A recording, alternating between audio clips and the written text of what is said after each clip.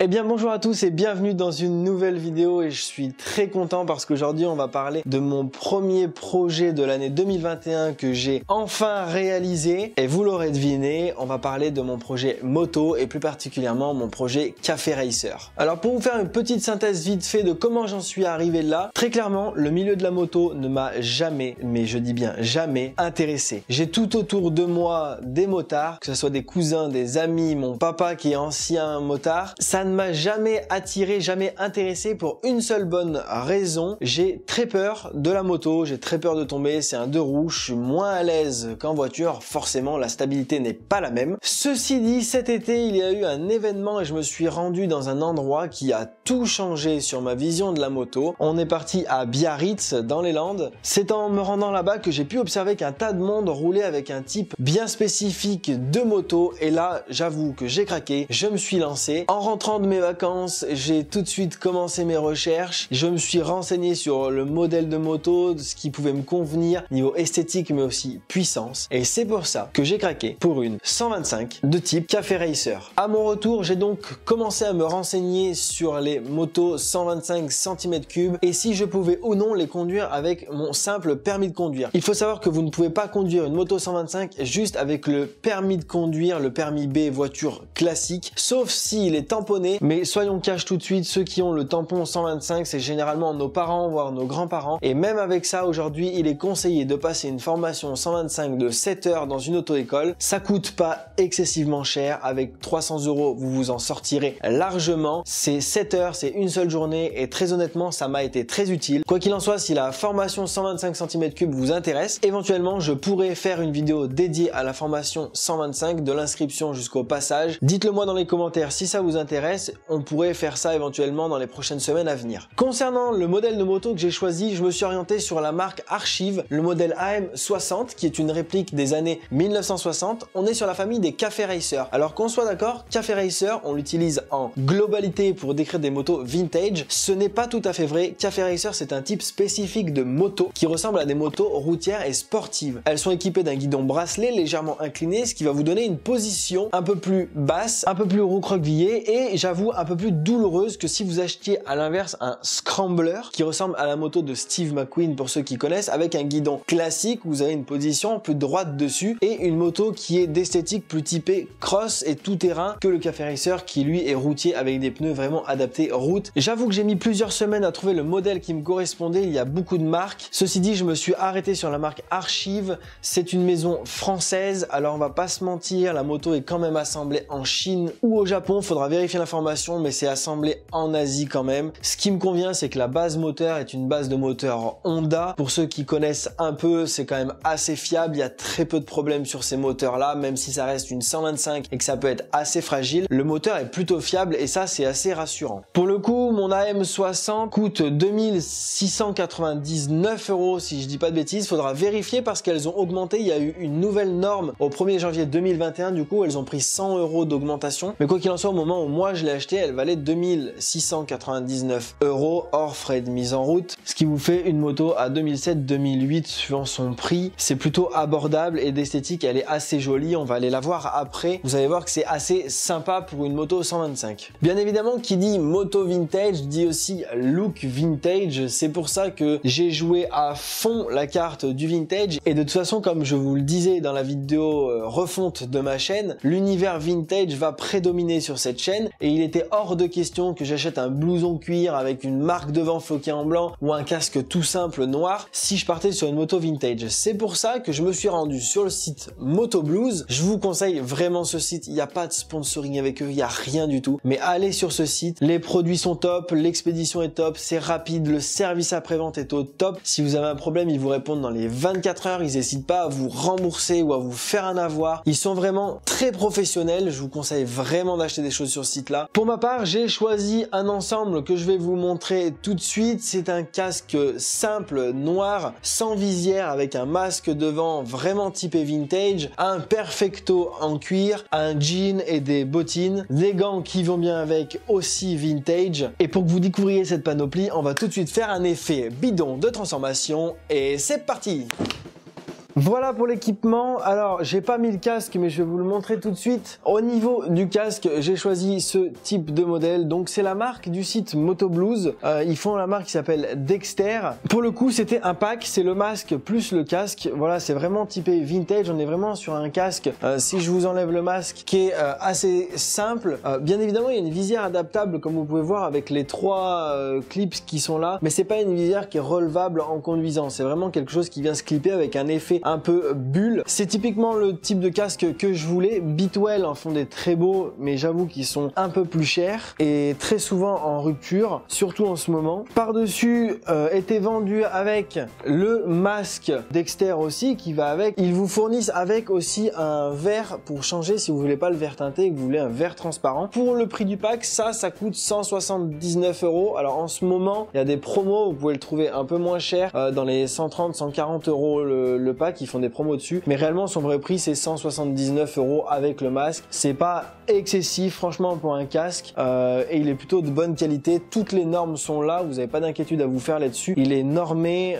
c'est MotoBlues, c'est français, il n'y a pas d'entourloupe, il n'y a rien. Vous pouvez foncer sur ce type de modèle. Concernant les gants, j'ai choisi pour le coup pas la marque MotoBlues, j'ai pris la marque Segura. Pour ceux qui connaissent un peu, c'est une des marques les plus connues en moto. Alors c'est vrai qu'avec le ring light ça sort très jaune. C'est des gants mi-saison qui sont assez bien rembourrés à l'intérieur, hein. Il y a pas mal de polaires. Ils sont réglables et fermables, donc ceux qui ont des petites mains, des petits poignets, vous aurez pas de souci à faire avec ça.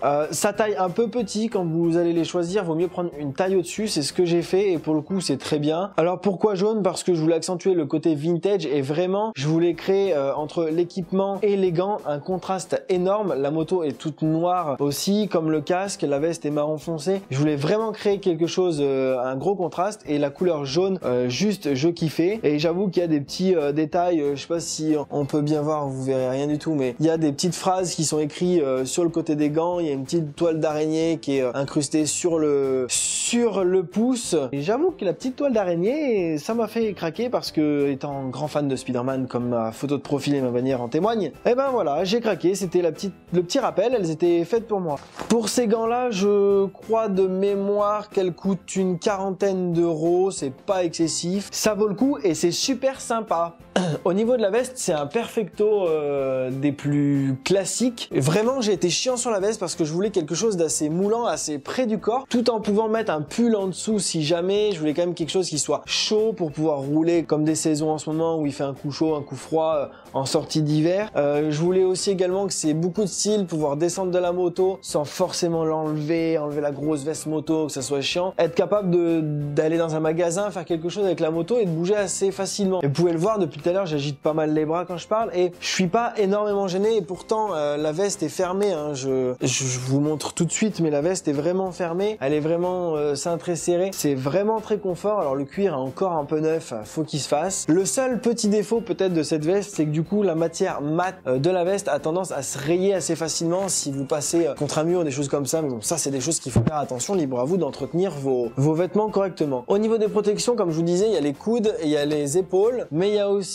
la dorsale qu'on peut voir si je tends un peu. Voilà, on peut voir la dorsale qui ressort. Elle n'est pas vendue avec, et ça ils vous le précisent bien sur le site de MotoBlues, c'est vraiment à vous de l'acheter. Alors niveau prix, ça vaut 249 € une veste comme ça. Alors pareil, j'ai pas trouvé ça hyper excessif, j'ai pas trop hésité à l'acheter. Voilà, vous irez voir sur MotoBlues, vous ferez votre choix. Mais vraiment très bon produit, je recommande. C'est le modèle Vince CE, quelque chose comme ça. Je vous mettrai le lien dans la description de toute façon de tout mon équipement sur le site MotoBlues. Comme ça, vous pourrez tout retrouver. Voilà pour la présentation de mon projet Moto Café Racer. Pour l'équipement, maintenant il nous reste plus qu'à aller voir la moto. On va y aller, elle est dans mon garage. Faites pas attention bordel, hein? Allez, on y va. Eh bien, nous voilà dans mon garage et voici la bête, la fameuse Archive AM60 de type Café Racer. Alors, comme je vous disais, elle est équipée d'un guidon bracelet. C'est ce qui fait un peu la caractéristique d'un Café Racer, finalement. On peut voir qu'il y a deux morceaux de guidon qui sont légèrement inclinés. Fourche inversée, guidon bracelet, typé sport. Les pneus sont des pneus route et non cross. Au niveau des caractéristiques techniques, je vais vous afficher dans l'angle ici toutes les caractéristiques techniques de la moto. Mais si on devait faire un point rapide pour que je vous explique vite fait niveau motorisation ce que ça donne, c'est donc un 125 cm3, réellement un 124,8, mais bon, c'est la catégorie 125 cm3. Le moteur, comme je vous l'expliquais tout à l'heure, c'est une base d'Honda CBF. La moto en elle-même sort 10,2 chevaux, si je dis pas de bêtises, faut vérifier sur la notice juste à côté, mais c'est ça, c'est dans les 10 chevaux, et franchement, pour débuter, ça suffit, ça a assez de reprises et assez d'accélération pour vous amuser un petit peu et prendre le coup de main, pour vous familiariser avec une moto si vous en avez jamais conduit comme moi. Niveau dimension, on est sur une moto qui fait environ 2 mètres approximativement. Hauteur de selle, on est à 1,04 m, donc pour une personne qui est petite, ça convient assez bien. Si vous voulez voir, quand moi je monte dessus, je fais 1,75 m. Quand je monte dessus, j'ai vraiment les pieds qui touchent par terre. À un feu rouge, c'est pas du tout handicapant. C'est assez agréable. Au niveau de la position de conduite, comme je vous disais tout à l'heure, on a vraiment cet effet un peu course, un peu route. On est légèrement penché sur la moto, les bras sont légèrement descendus, la position est naturelle. C'est assez cool. Moi, c'est ce que je voulais et c'est vraiment ce qui me convient. Au niveau des accessoires d'origine, la sacoche n'est pas avec, c'est moi qui l'ai rajouté, je vais y revenir après. Le support de plaque latérale qu'on peut voir en bas est lui inexistant, il est à l'arrière au niveau du garde-boue. Moi, j'ai fait la modification de le mettre sur le côté parce que je trouve vraiment que sur une moto vintage, à l'époque, ils mettaient les plaques sur le côté et ça lui donne un cachet quand on la voit de l'arrière. Ça apporte un look supplémentaire. Alors, concernant cette modification là, je sais qu'il y en a beaucoup qui disent oui, c'est illégal, t'as pas le droit de mettre un support de plaque latérale. C'est faux, c'est légal de mettre un support de plaque latérale. Il y a une inclinaison à respecter, il y a une distance maximale à respecter. Si vous respectez ces conditions là, normalement vous serez pas trop embêté. Très important, il doit être fixé avec des rivets, support de plaque latérale ou pas. La loi c'est avec des rivets, donc elle est rivetée comme la loi le demande, comme sur une voiture, et elle doit être également éclairée. J'ai commandé un éclairage de plaque sur Amazon, ils se vendent par deux, c'est deux petits éclairages LED, ça vaut 8-9 € sur Amazon, c'est assez simple. Au niveau de la boîte de vitesse, contrairement à beaucoup de motos, on est sur une boîte 5, il n'y a pas de 6e, bon ça c'est pas non plus très gênant. La moto a quand même des options, alors elle a un freinage couplé, c'est-à-dire quand vous freinez de l'arrière, elle freine un peu de l'avant, et quand vous freinez de l'avant, elle freine un peu de l'arrière. C'est bien et pas bien, c'est un petit coup à prendre, mais en soi c'est sécurisant, ça vous permet de pas faire de freinage trop fort, la moto répond assez bien. Quand comme moi vous avez jamais vraiment conduit une moto avant, vous sentez pas vraiment la différence et c'est pas trop gênant. Au niveau du feu, le feu d'origine c'est un feu à ampoule basique. Là pour le coup moi j'ai un feu LED, il y a une position feu de croisement et plein phare et ça crache grave. Les poignées ne sont pas d'origine, à la base elles sont noires et je dois les avoir par là et j'en fais tomber une. Les poignées d'origine sont noires, c'est tout ce qu'il y a de plus basique. Il y a une poignée pour l'accélérateur et une poignée pour le côté de l'embrayage, c'est pas les mêmes. Moi je les ai changés, j'ai mis des marrons. Pour ma part je les ai commandés sur Amazon, c'est le même esthétique, le même empattement, c'est vraiment les mêmes formes, tout pareil.